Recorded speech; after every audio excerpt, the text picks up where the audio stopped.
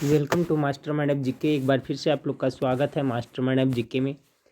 Friends, जैसा कि आप देख सकते हैं, बिहार अग्निशमन सेवा फायरमैन भर्ती परीक्षा 2021 के लिए ये मार्केट में न्यू प्रैक्टिस शीट बुक आया है। बहुत ही अच्छा प्रैक्टिस बुक है। इसमें टोटल 28 प्रैक्टिस शीट दिया हुआ है। यहाँ पर देख सकते हैं ये जो सभी प्रैक्टिस शीट है पूर्णतः नए सिलेबस पे आधारित है। जैसा कि सभी को पता है फ्रेंड्स कि इस बार से जो है इसका सिलेबस में चेंज हुआ है। सभी प्रश्न है जो आपका 10th लेवल का रहेगा, ठीक है, लेकिन मॉडरेट रहेगा। 10th लेवल का रहेगा ऐसा मतलब नहीं कि सिंपल रहेगा फ्रेंड्स, क्वेश्चन घुमाया हुआ ही रहेगा, मॉडरेट रहेगा। तो उसी सिलेबस पे आधारित ये प्रैक्टिस सेट है। टोटल 28 प्रैक्टिस सेट है फ्रेंड्स। 28 प्रैक्टिस सेट मैं करवा देता हूँ, प्रत्येक दिन एक प्रैक्टिस सेट आप लोग को प्रोवाइड कराऊँगा, ठीक है। देखिए फ्रेंड्स, अभी क्या है, 2-4 दिन से तबीयत मेरी बहुत ज़्यादा ख़राब थी। फीवर आ जा रहा था फ्रेंड्स, ठीक है। फीवर वो भी बहुत ज़्यादा फीवर 102 डिग्री तक, ये वायरल फीवर है। और करीब करीब ये मेरे गांव में हर एक घर में सभी को फीवर है। और मेरे ख्याल से आप लोग की तरफ भी बहुत लोग इससे पीड़ित होंगे। तो देखिए फ्रेंड्स, जिनको भी इस तरह का फीवर आ रहा है, बुखार आ रहा है, खांसी आ रहा है, सर्दी आ रहा है, तो आप लोग घबराइएगा नहीं, पैसेंस से काम लीजिएगा। ज़्यादा घबराने की बात नहीं है। आप लोग को क्या करना है फ्रेंड्स, घर पे रहना है। घर पे अपना घरेलू उपचार करें। साथ साथ में अगर जो गले में खसखसाहट है, खांसी है, बुखार आ रहा है, तो आपको विटामिन सी का टैबलेट लेना है, पैरासीटामोल गोली खाना है, 2 टाइम गलगला करना है गर्म पानी से। उसके बाद में आपको हल्दी डाल करके दूध पीना है।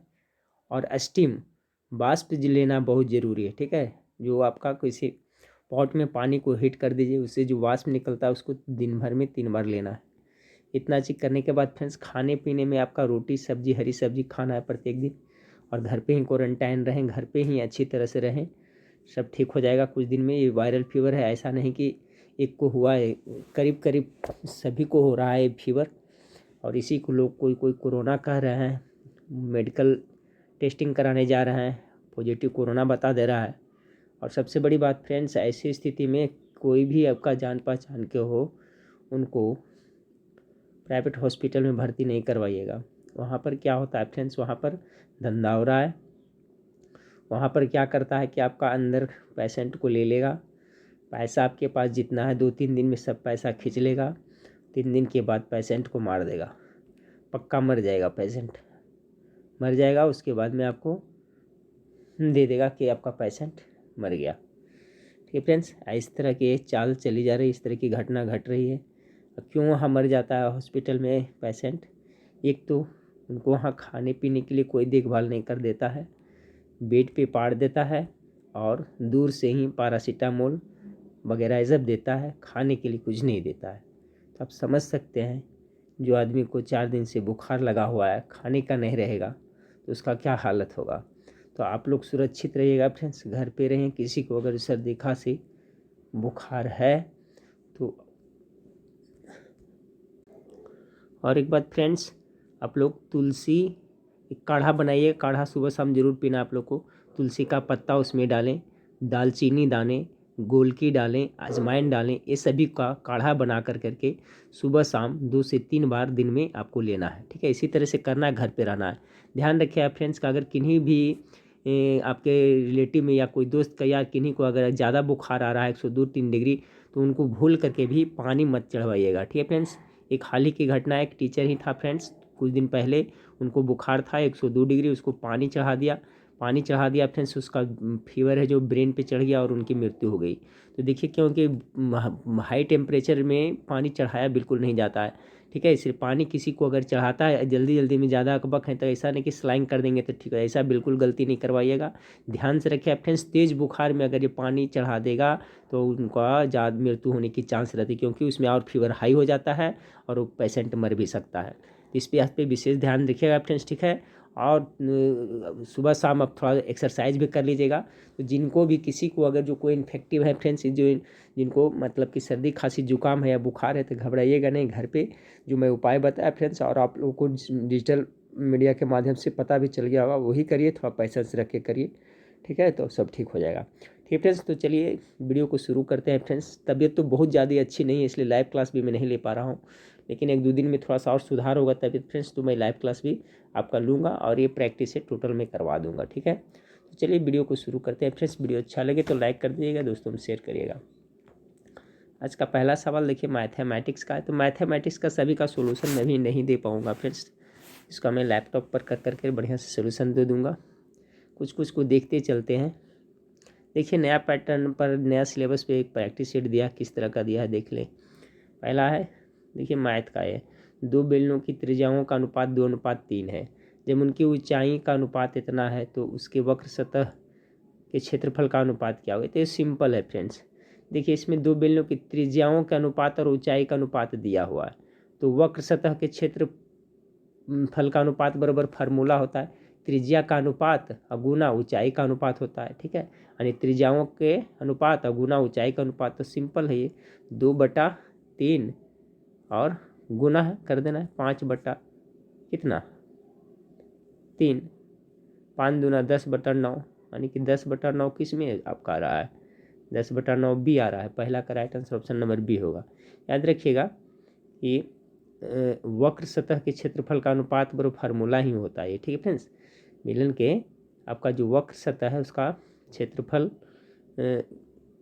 का अनुपात बराबर फार्मूला होता है डायरेक्ट त्रिज्याओं का अनुपात गुना ऊंचाई का अनुपात। ठीक है, सिंपल इस तरह से बन जाएगा। ऐसे मैथमेटिक्स इसका बाद में मैं सॉल्यूशन दिला दूंगा फ्रेंड्स, नहीं तो कमेंट करके बताइएगा तो इसका पूरा मैं PDF टेलीग्राम ग्रुप पर भेज दूंगा, वहाँ पर आप सॉल्व कर लीजिए, आंसर भी दे दूंगा।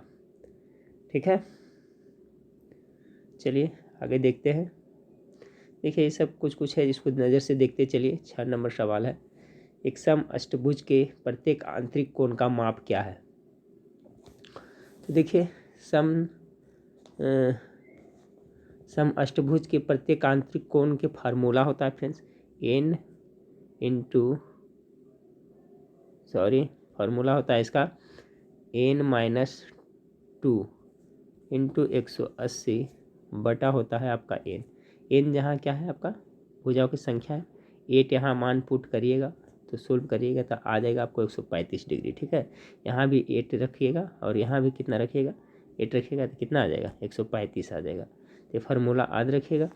6 नंबर सवाल का राइट आंसर हो जाएगा ऑप्शन नंबर डी। एक सम अष्टभुज के प्रत्येक आंतरिक कोण का फार्मूला होता है n-2 इंटू 180 बटा n। ठीक है फ्रेंड, उसी तरह से देखिए ये देखिए क्या है, अगर बारंबारता 10 हो तो निम्नलिखित में से कौन मिलान सभी जानते हैं।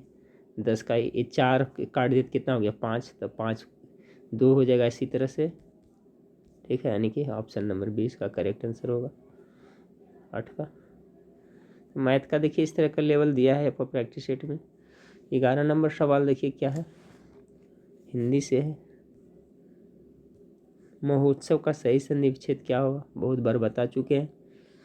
11 का करेक्ट आंसर क्या होगा, महोत्सव ने तो क्या होता है महाजोड़ उत्सव, ऑप्शन नंबर सी करेक्ट।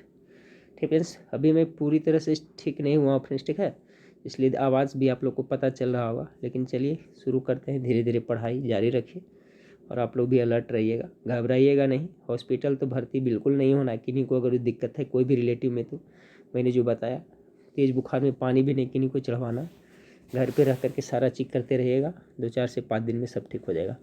ऐसा नहीं किसी को अगर हो रहा है ऐसा तो वो घबरा जाए, खाली सिर्फ मुझे बताया मैंने, करीब करीब इधर गया नवादा डिस्ट्रिक्ट पूरा प्रभावित, पूरा बिहार प्रभावित है बुखार से। 12 नंबर सवाल का, हाँ फ्रेंड्स, तो सवाल नंबर 12 को देखें। 12 नंबर सवाल आपका है आगमन में उपसर्ग है, correct answer option number A होगा। 13 देखिए, निम्न में से कौन सा शब्द तत्सम है, इसका जो करेक्ट आंसर हो जाएगा 13 का करेक्ट आंसर, इसका भी right answer option number A होगा, क्षेत्र है जो तत्सम है। 14 निम्न में से कौन सा शब्द तद्भव है, 14 का जो करेक्ट आंसर हो जाएगा फ्रेंड्स आपका ऑप्शन नंबर सी, जीव है जो तद्भव शब्द है। उसने कहा था कहानी के लेखक कौन है, 15 नंबर सवाल, इसका जो राइट आंसर हो जाएगा धर शर्मा गुलरी। आपका ये बिहार पुलिस में पूछा गया प्रश्न है, ठीक है, याद रखिएगा। ये बिहार पुलिस में आपको प्रश्न ये पूछा गया था। 15 का correct answer option number B हो जाएगा। 16 नंबर सवाल देखें। अबला जीवन है तुम्हारी यही कहानी, आंचल में है दूध और आंखों में पानी। उपरोक्त पंक्तियां किन की है? किसने कहा था ये? 16 का करेक्ट आंसर हुआ मैथिली शरण गुप्त। 17 का देखें। समास का शाब्दिक अर्थ होता है संक्षेप होता है। Option number A correct. निम्न में सर्वनाम शब्द है, तो जो शब्द संज्ञा के बदले आता है उसे सर्वनाम कहते हैं। डी करेक्ट आंसर होगा कौन। 19 नंबर सवाल देखें। फूल कांटों में खिला था, सेज पर मुरझा गया। उपरोक्त पंक्ति किनकी है? 19 नंबर सवाल का correct answer option number C हो जाएगा, रामेश्वर शुक्ल अंचल जी का है। आसमान फट जाना मुहावरे का सही अर्थ क्या होगा? 20 का डी अचानक आफत पड़ जाना।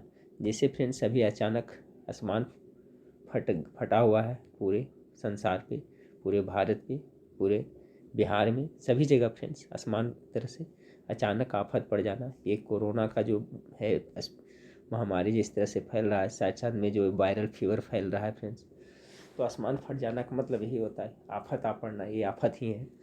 21 नंबर सवाल देखिए, अंग्रेजी का है। इसी तरह से बिहार पुलिस में आपको हिंदी, अंग्रेजी, गणित, जीके, जीएस से प्रश्न पूछे जाएंगे। 21 नंबर सवाल, find out the parts of a speech of the word much in the sentence given below.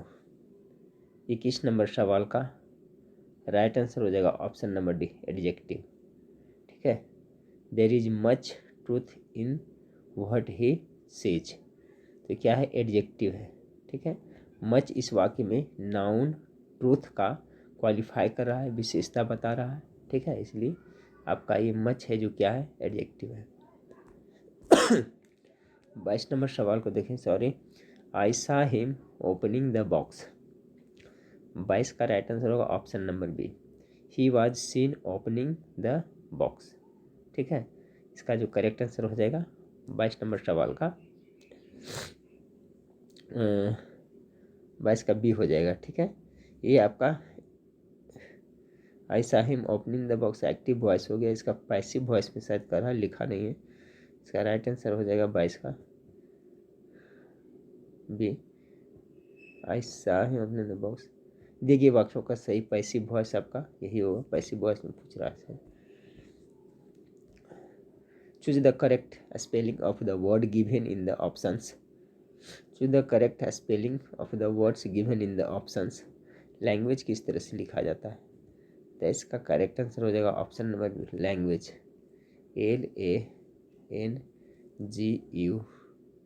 LANGUAGE, language. जो इसका राइट आंसर हो जाएगा ऑप्शन नंबर बी हो जाएगा, ठीक है। सॉरी, 23 का right answer option number B हो जाएगा। 24 नंबर सवाल देखें, human is mortal, choose the negative.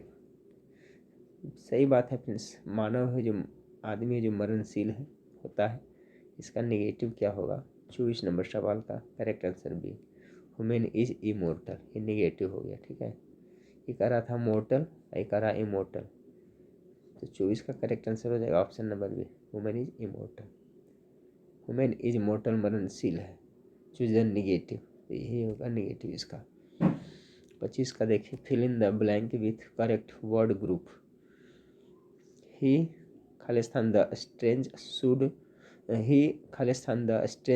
Sound of the waves. 25 का correct answer option number A होगा, was afraid of. He was afraid of a strange sound of the waves, यानी कि वो भयभीत हो गया था तरंग की आवाज़ सुन कर करके। Fill in the blank with suitable verb. 2 years have passed since he, यहाँ क्या होगा? Since he come here, has come, came, had come. 26 का राइट आंसर सी होगा, केम हो जाएगा, ठीक है, 26 का सी। 27 का देखिए, चूज द एंटोनिम किन। इसका एंटोनिम किन मतलब क्या होता है? तीक्ष्ण कह सकते हैं, किन मतलब तीक्ष्ण होता है, तो इसका एंटोनिम क्या हो जाएगा? डल, सुस्त। ऑप्शन नंबर ए 27 का करेक्ट आंसर। 28 नंबर। हाँ फ्रेंड्स, तो सवाल नंबर 28 देखिए। 28 नंबर सवाल है, which meaningful word can be formed by adding I V as suffix. Suffix मतलब होता है प्रत्यय जो शब्द के लास्ट में जुड़ता है। राइट आंसर ऑप्शन नंबर ए हो जाएगा, टॉकेटिव हो जाएगा। टॉकेटिव मतलब क्या होता है? बहुत बोलने वाला। इसको क्या कहा जाता है? वाचाल कहा जाता है। ठीक है, ये भी याद रखिएगा, वाचाल। अनेक शब्दों का एक शब्द भी पूछा जाता है, जैसे जो अधिक बोलता है उसे क्या कहता है? टॉकेटिव या वाचाल। करेक्ट आंसर ऑप्शन नंबर ए हो जाएगा 28 का। 29 नंबर सवाल, select the most appropriate synonym of the given word engage. Engage मतलब क्या होता है? बिजी, व्यस्त होना, बिजी रखना होता है। सिनोनिम समानार्थी शब्द क्या हो जाएगा इसका? हो जाएगा ऑक्यूपाई। ठीक है, ऑक्यूपाई मतलब भी आपका बिजी होता है। ठीक है, इंगेज रखना होता है। ऑप्शन नंबर सी। 30 नंबर सवाल आपका क्या पूछ रहा है? In the following questions out of the given 4 alternatives select the alternative which best express the meaning of the idiom of phrase. Break the rice ice. ठीक है, ब्रेक द आइस मतलब क्या होता है? तो ब्रेक द आइस मतलब होता है चुप्पी को तोड़ना। चुप्पी जो यानी चुप्पी तोड़ना होता है। इसका जो सही आंसर हो जाएगा 30 नंबर सवाल का सी, टू ब्रेक द साइलेंस। ठीक है, चलिए अब देखिए यहाँ पर ये मैथ का है फ्रेंड्स। तो मैथ का मैं बाद में पहले बता चुका हूँ कि बाद में सोल्यूशन दूंगा। 34 से सभी मैथ है, कुछ कुछ मैथ इसमें और दिया हुआ है। चलिए कितना नंबर सवाल हो गया? 37। देखते हैं 38 नंबर सवाल में क्या है। 38 में मैथ है। यहाँ से चलिए 42 नंबर सवाल से देखते हैं। 42 नंबर सवाल से आपका जीके जीएस है, साइंस का है। कर एक गोला, एक शंकु, एक वृत्तीय प्लेट, तीनों एक ही पदार्थ के बने हैं। तीनों एक ही का बना है, उनका द्रव्यमान भी समान है। तीनों को प्रारंभिक रूप में समान उच्च ताप पर गर्म किया जाए तो द्रव्यमान सबका समान है फ्रेंड्स, लेकिन क्षेत्रफल है जो अलग होगा, क्योंकि एक गोला है, एक शंकु है, एक प्लेट है। ठीक है, तो इसका जो करेक्ट आंसर हो जाएगा 42 का सी हो जाएगा। ऑप्शन नंबर सी इसका करेक्ट आंसर होगा। प्लेट सबसे तेज ठंडी होगी तथा गोला सबसे कम। क्यों फ्रेंड्स? आप लोग को पता है कि किसी वस्तु से ऊष्मा की हानि दर उस वस्तु के पृष्ठ क्षेत्रफल के समानुपाती होता है। प्लेट का क्षेत्रफल अधिक है, इसलिए ऑप्शन नंबर सी इसका करेक्ट होगा 42 का। 43 नंबर सवाल देखें। सरल आवर्त गति का आवर्तकाल किस पर निर्भर करता है? सब देखिए नया सिलेबस पे बताया है फ्रेंड्स। देखिए इस टाइप का प्रश्न पूछा जाएगा आपको 42 नंबर सवाल का। 43 नंबर सवाल का correct answer option number D होगा, तनाव के वर्ग के मूल के व्युत्क्रमानुपाती। ठीक है, सॉरी 43 का ना, 43। सरल आवर्त गति का आवर्तकाल किस पर निर्भर करता है? इसका इसमें होगा फ्रेंड्स, यहाँ मिस्टेक हो गया था फ्रेंड्स। 43 का right answer option number D होगा, द्रव्यमान पर होगा। सरल आवर्त गति का आवर्तकाल किस पर निर्भर करता है? तो द्रव्यमान पर निर्भर करता है। और 44 का भी वही आंसर है, किसी तनी हुई डोरी में अनुप्रस्थ तरंग की चाल होती है तो तनाव के वर्गमूल के व्युत्क्रमानुपात। दोनों क्वेश्चन काफ़ी महत्वपूर्ण है, याद रखिएगा। ठीक है, अगर आपको लोग को इसका पीडीएफ चाहिए तो टेलीग्राम ग्रुप में मैं भेज दूंगा, आप लोग कमेंट करके बताइएगा। तो चलिए सवाल नंबर 45। एक मनुष्य 5 मीटर लंबा है, उसे अपना पूरा प्रतिबिंब देखने के लिए निम्नलिखित में से किस न्यूनतम ऊंचाई का समतल दर्पण आवश्यक होगा? कितना होगा फ्रेंड्स, गेस करें। 5 मीटर लंबा है तो देखने के लिए कितना चाहिए उसको? कम से कम 2.5 मीटर तो चाहिए ही चाहिए, यानी कि ऑप्शन नंबर 45 का सी, 2 2 4/5/2 इतना। ऑप्शन नंबर सी करेक्ट हो जाएगा।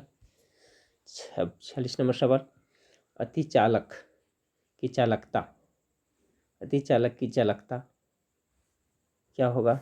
46 का। 46 का जो करेक्ट आंसर हो जाएगा आपका ऑप्शन नंबर ए हो जाएगा, अनंत होता है। अति चालक सुपर कंडक्टर की चालकता क्या होता है? अनंत होता है। 46 का ए। 47 का देखिए, पृथ्वी की सतह से डी गहराई पर गुरुत्वीय त्वरण है कितना? ऑप्शन नंबर ए 47 का करेक्ट आंसर है। 48 नंबर सवाल को देखें। 48 नंबर सवाल आपका है, यदि एक पिंड का संवेग 100% बढ़ा दिया जाए तो उसकी गतिज ऊर्जा में बढ़ोतरी। ये सवाल रट लें फ्रेंड्स, बहु पूछा जाता है। कितना बढ़ जाता है? 3%, 300% बढ़ जाता है। यदि एक पिंड का संवेग 100% बढ़ा दिया जाए तो उसका गतिज ऊर्जा में 300% वृद्धि होगी। 48 का right answer option number D. 49 number सवाल को देखें। दो उत्तल लेंस संपर्क में है, इसके बाद इन्हें अलग कर समाक्षीय रूप में रखा जाता है। संयोग की क्षमता, करेक्ट आंसर ऑप्शन नंबर ए, घट जाती है। ठीक है। 50 नंबर सवाल देखें। किसी वस्तु की वह न्यूनतम गतिज ऊर्जा जिसका द्रव्यमान एम जिससे वह पलायित हो जाएगा, क्या होगा? 50 का सी, एम जी आर। ठीक है फ्रेंड्स, क्या हो जाएगा? M G R. Right answer हो जाएगा 50 का सी। किसी वस्तु का न्यूनतम गतिज ऊर्जा जिससे द्रव्यमान एम जिससे वो पलायित हो जाएगा, एम जी आर हो जाएगा राइट आंसर इसका फ्रेंड्स। ठीक है।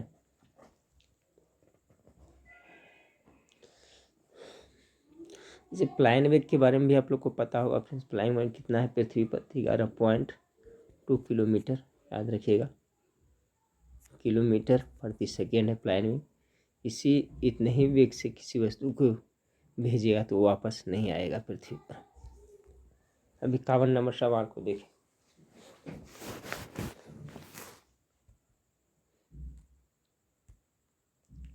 का नंबर सवाल है फ्रेंड्स। निम्नलिखित में से धातु नहीं है, कौन सा धातु नहीं है? ऑप्शन नंबर ए, बोरॉन धातु नहीं। ठीक है फ्रेंड्स, याद रखिएगा, बोरॉन इसमें धातु नहीं है, बाकी सभी है जो इसमें धातु है, जबकि बोरॉन को धातु के अंतर्गत नहीं है, ये उप धातु के अंतर्गत आता है।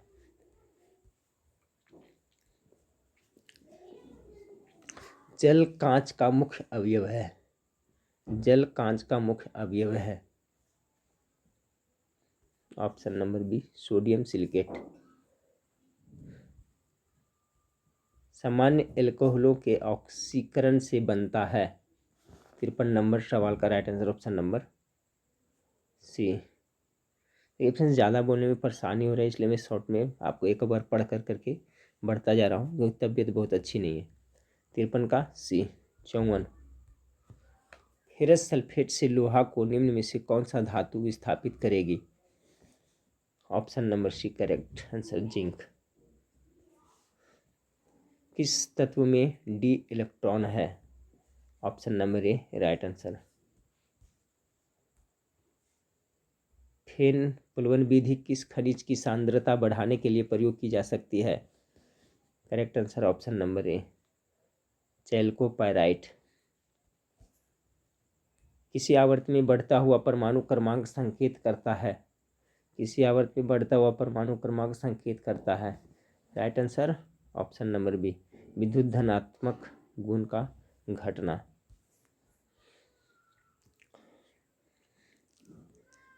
ये आपका देख लें, नॉमरिकल टाइप का है, इसका करेक्ट आंसर हो जाएगा 58 का ऑप्शन नंबर बी। 58, सॉरी एक मिनट फ्रेंड्स, कहाँ से हम लोग देख रहे हैं? 48 देखे ना, 48 से हम लोग देख लिए कितना, ठीक है 59।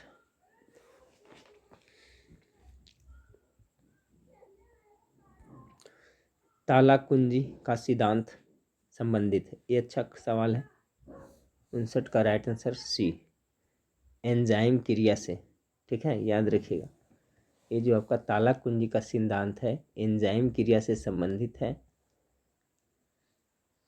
1894 ईस्वी में फिशर ने, ठीक है, कौन? एमिल फिशर ने एंजाइम के विषय में इस सिद्धांत का प्रतिपादन किया था। ठीक है, अच्छा है, नया क्वेश्चन है, मॉडरेट क्वेश्चन है, ऐसा नहीं कि इसमें ध्यान से ये सब मार दिएगा। ये एंजाइम क्रिया से संबंधित है ताला कुंजी का सिद्धांत। ठीक है, किससे संबंधित है? तो आपका एंजाइम क्रिया से संबंधित है, याद रखिएगा। इसका प्रतिपादन किसने किया था फ्रेंड्स? तो भी मैंने बताया था। ठीक है, कौन? तो अभी एमिल फिशर ने। 60 नंबर सवाल को देखें। एक जीन का एक से अधिक फिनोटाइप को प्रभावित करने वाला कहलाता क्या है? 60 का right answer D, pleiotropic. 61 number सवाल, सरसों के तेल का तीखापन किसके कारण होता है? अच्छा सवाल है। 61 right answer option number C, allyl isothiocyanate. इसका राइट आंसर हो जाएगा 61 का right answer option number C. ठीक है, याद रखिएगा।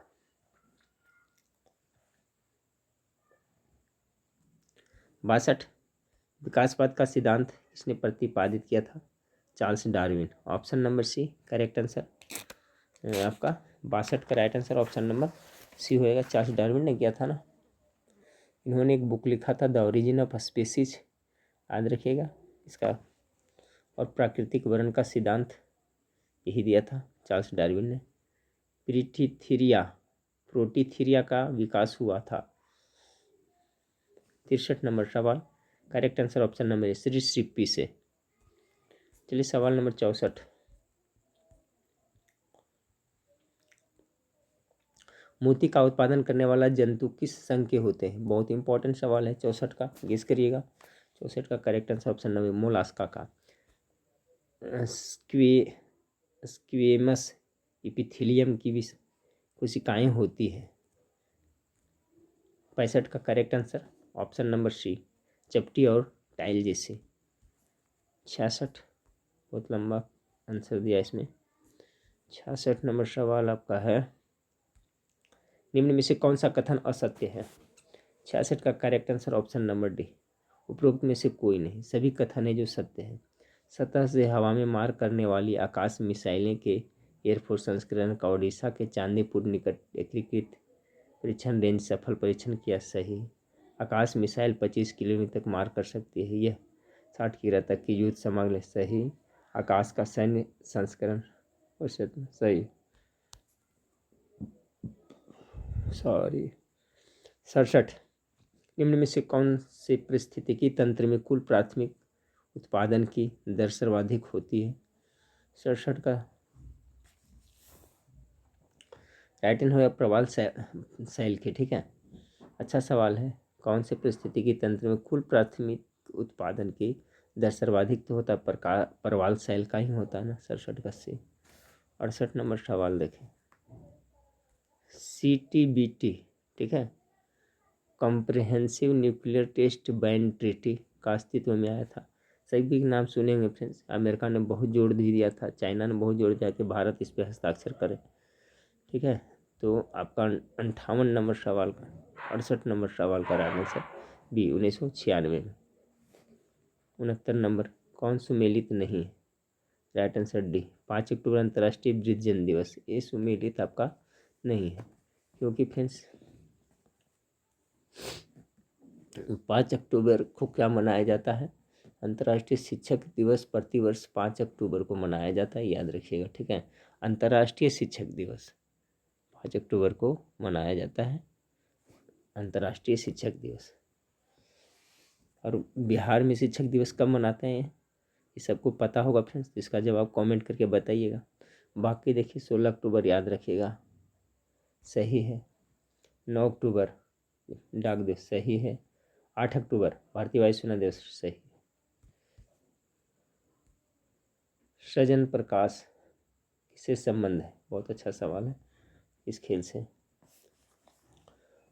70 का करेक्ट आंसर बी, तैराकी से। लोकसभा की प्रथम महिला सचिव थी। 71 का राइट आंसर बी, लोकसभा का प्रथम महिला महासचिव कौन थी? स्नेहलता श्रीवास्तव। 71 का बी। 72 मोसाद किस देश की गुप्तचर संस्था है? 72 का ए, इजराइल का। भारतीय रिजर्व बैंक के पहले गवर्नर कौन थे? सबको पता होना चाहिए। 73 नंबर सवाल का राइट आंसर हो जाएगा फ्रेंड्स आपका option number A, sir Osborne Smith. ठीक है, भारतीय रिजर्व बैंक के प्रथम गवर्नर जनरल कौन थे? तो 73 का राइट आंसर हो जाएगा फ्रेंड्स, यही हो जाएगा।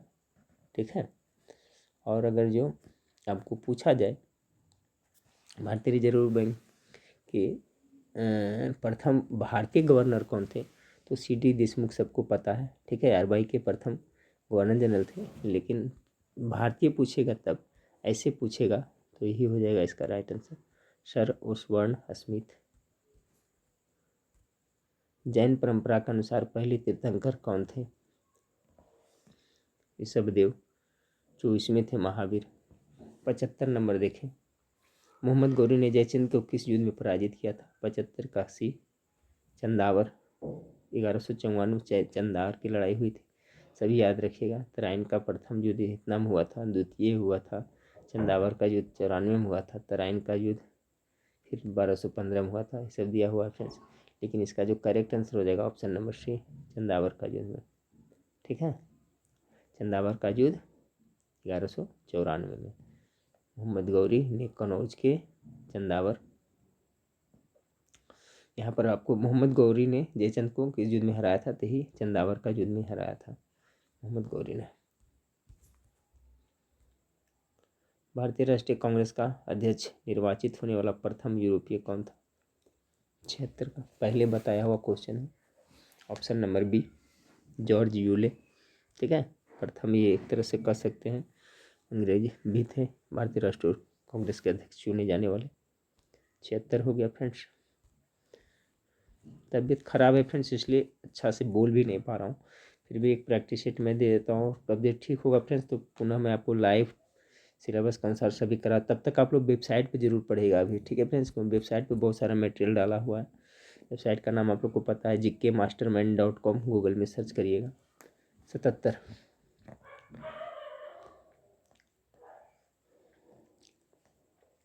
20 अगस्त 1917 में सुधारों की घोषणा को जाना जाता है किस नाम से? मॉन्टेग्यू घोषणा के नाम से जाना जाता है। 77 का राइट आंसर क्या हो जाएगा? आपका राइट आंसर ऑप्शन नंबर ए। ठीक है, 20 अगस्त 1917 के सुधारों की घोषणा को मॉन्टेग्यू घोषणा के नाम से जाना जाता है। हिंद स्वराज नामक पुस्तक किसने लिखी? 78 correct answer option number B, Mahatma Gandhi. इनमें से कौन अलीमपुर बम संयंत्र में शामिल था? Correct answer option number D, Arvind Ghosh. निम्नलिखित में से किसे काला श्याम पैगोडा के नाम से जाना जाता है? 80 का राइट आंसर डी, 80 कोणार्क का सूर्य मंदिर। राष्ट्रीय कांग्रेस कार्यकारी समिति ने भारत छोड़ो नामक आंदोलन का अनुमोदन कहाँ किया? 81 का correct answer option number Wardha. 82 number सवाल, निम्नलिखित में से कौन सी जोड़ी सही है? 82 का जो करेक्ट आंसर हो जाएगा ऑप्शन नंबर ए, चैम्सफोर्ड रॉलेट एक्ट। 83 नंबर सवाल को देखें।